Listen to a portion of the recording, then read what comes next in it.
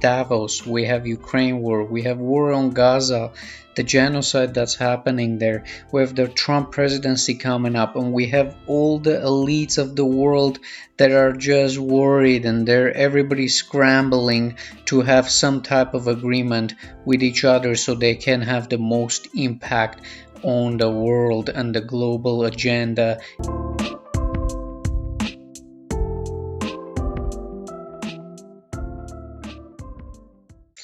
We have Davos meeting going on now in Davos, Switzerland. We have bankers, financiers, and the elites of the world are meeting in Davos. They're worried with the way the US elections will be going. They're worried about the future that's going to have an impact on the Ukraine-Russia war. They're worried the impact Trump's presidency will have on the coming globalist agenda that they've been doing with the Biden administration.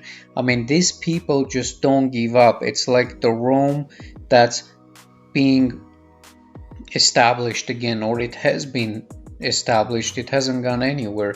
We have the Europeans, which is basically, I call them the old Rome, that is trying to make sure the policies in Washington will be matching with their policies. They're worried if Trump comes into presidency, he might derail some of their globalist agenda, but we have to make sure we understand Trump is not any different than these other elites. He's just part of the elite, but a different wing. He's part of the different wing of the elite. Trump is more part of the industrial elite, while the liberal banksters, financiers, they're a separate part of the elite. Now they enmesh together.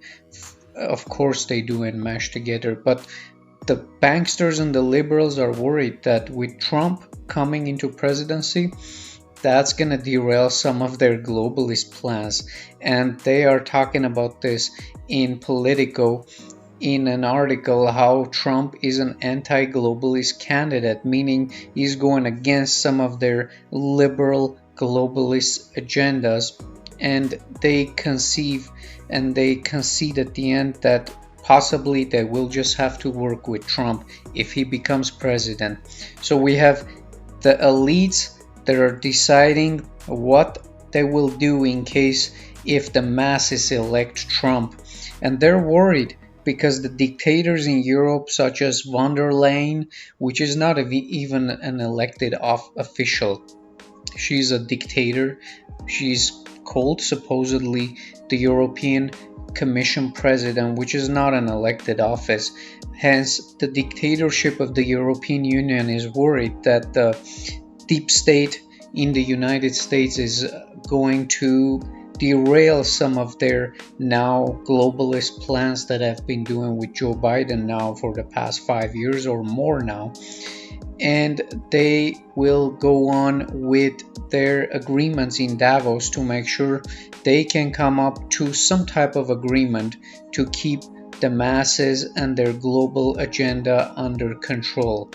It's crazy what's happening in Davos with competition between the elites. We have the US elites competing amongst each other, the Chinese elites competing with the US elites, and they're all competing and vying for control for the global agenda.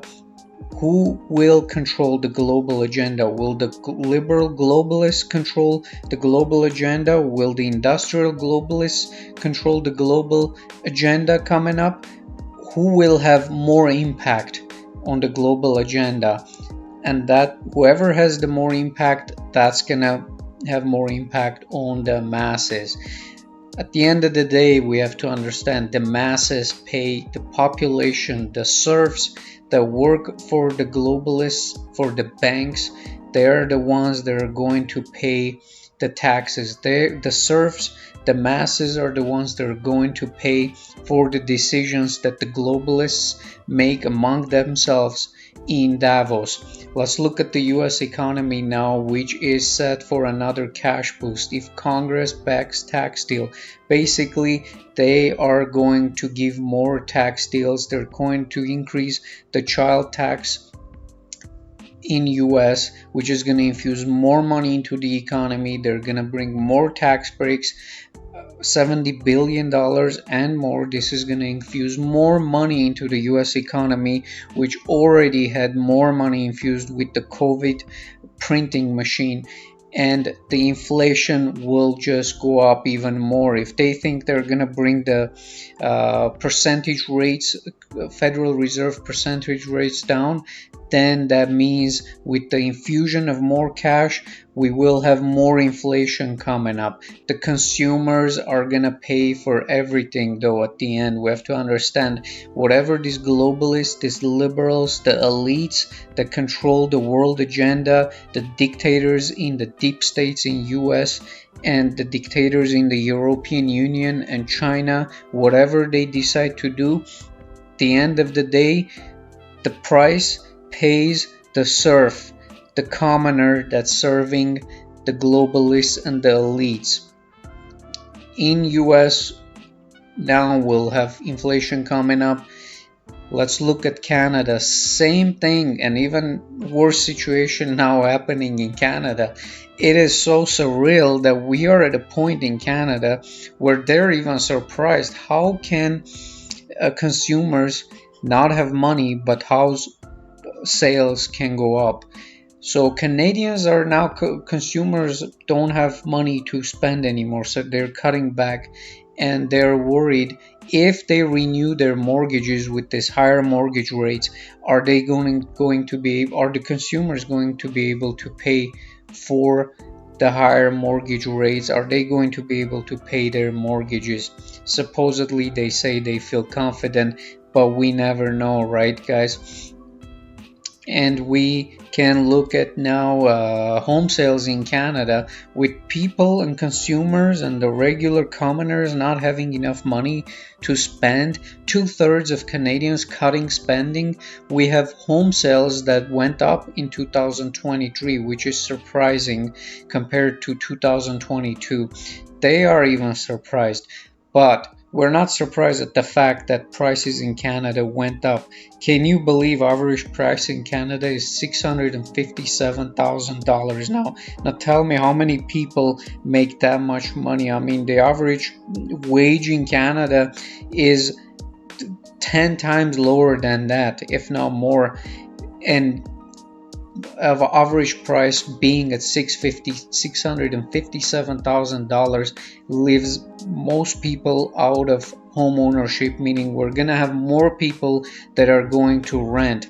Now with prices, home prices being up, with sales surprisingly being up, while the consumers don't have enough money but they're cutting back on spending, obviously who is forking this money is the banks. The banks are the ones that are propping the economy with the fake credit. The phony economy is being propped by the banks, by the elites, because they own everything. They own the economy, and to prop up the fake economy in Canada, we need more immigrants, we need more serfs, because the real GDP in Canada is going down, meaning gross domestic product per capita has been going down.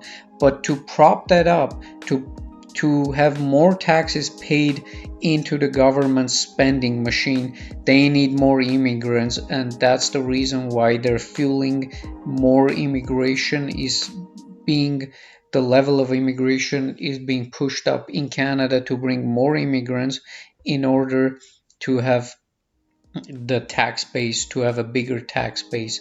And this is eroding the Canadian GDP per capita. As you have more people, we have this fake look that the GDP is growing, but per capita in Canada, people are producing, also earning less. And we can look at that in a chart now.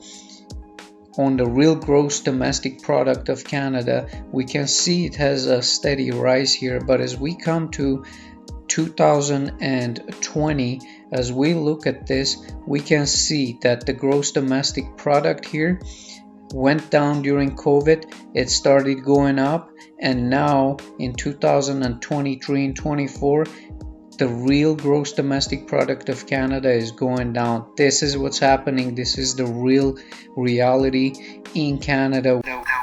Thanks for watching. Stay tuned for more.